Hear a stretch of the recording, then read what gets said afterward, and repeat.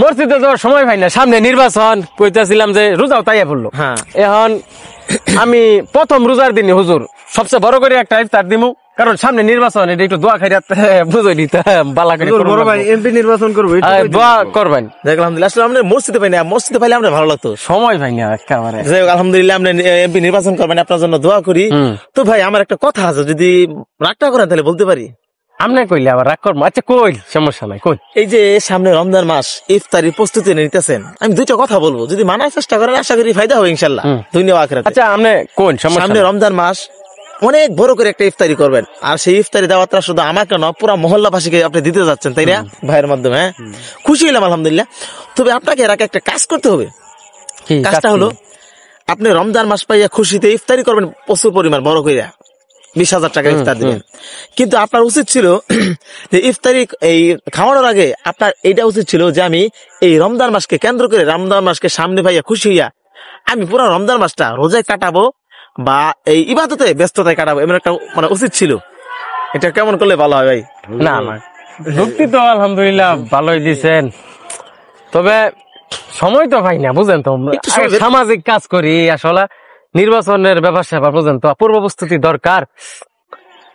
চেষ্টা করবো ইনশাল্লাহ, সময় দিতে হবে, কারণ আজরাইল আইসা বললে কিন্তু ছাড় নাই। আরেকটা বিষয় আপনাকে মানতে হবে, তা তো অবশ্যই। আরেকটা বিষয় আপনাকে মানতে হবে, যে বিষয়টা হলো আপনি পুরা এলাকাবাসীকে, সমাজকে আপনি ইফতার আয়োজন করবেন সবাইকে নিয়ে, তাই না?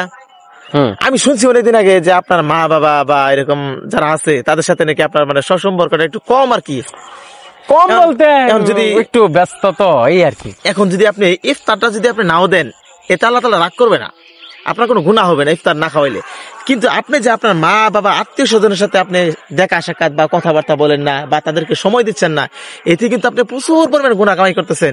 এটা একটা সামনে রমজান মাস, এই রমজান মাসের আগে যদি আপনার মা বাবার মুখে যদি আপনি হাসি ফুটাইতে পারেন, আপনি যে ওই যে বলছেন না যে নির্বাচন করবেন, নির্বাচনে আপনার মানুষের ধারে ধারে যাইতে হবে না।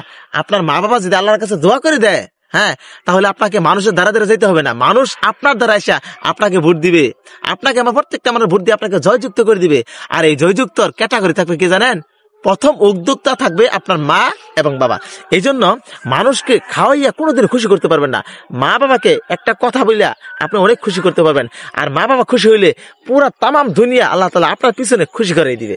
এখন সামনে তো আমার এমপি নির্বাচন, আপনি তো জানেন, এখন কি আমি কি তাহলে ইফতারটা দিমু না? আপনি মন ভেঙে দিতেছেন আমার? না, আপনি ইফতার দিবেন, আপনার যতটুকু নিয়ত করছেন তার থেকে বেশি দেন। কিন্তু আমি বলতেছি ইফতার দেওয়ার আগে আপনার মা বাবার সাথে একটু পরামর্শ করেন। এই যেমন পরামর্শটা আমার সাথে করতেছেন না, এই পরামর্শটা আপনার মা বাবার সাথে করেন, আপনার মা বাবা খুশি হবে, আল্লাহ তাআলা খুশি হয়ে যাবে। আপনার কথা আর চেষ্টা করবো হুজুর, ব্যস্ত মানুষ তো, মসজিদে জানাই দেন যে আমি নিয়ত করবো ইনশাল্লাহ। আপনি যেটা করছেন মানার চেষ্টা করবো। মানে ফোন আইতেছে, তাহলে আমি